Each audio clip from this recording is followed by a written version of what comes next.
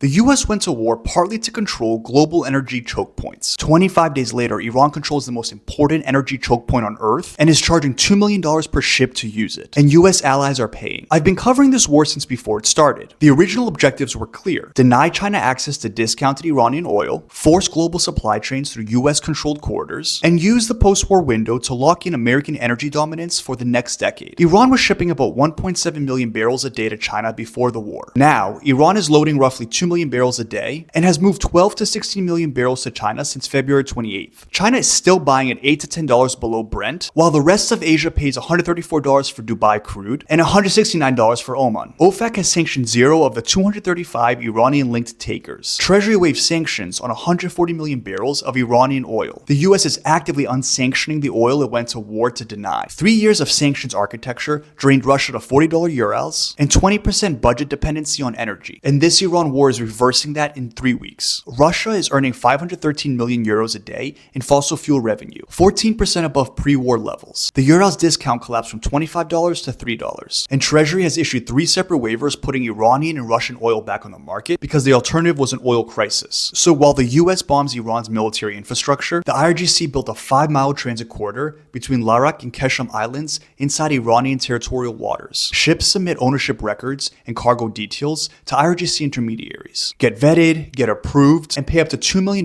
per transit. India, Pakistan, China, Iraq, Turkey, and Japan are all negotiating directly with Iran for access. And France, Germany, Italy, and the UK, US allies, issued a joint statement asking Iran for safe passage, while Iran drafts parliamentary legislation to make the fees permanent. At this point, a clean resolution does not appear to be the most likely outcome, but rather there's an increased chance this toll system consolidates, Hormuz stays partially gated, and oil settles to $85 to $100, while the companies building bypass infrastructure around the Strait of Hormuz become the most strategically valuable energy infrastructure in the Gulf. For a more detailed scenario breakdown, probability matrix, and positioning framework, check out my Substack, link in bio.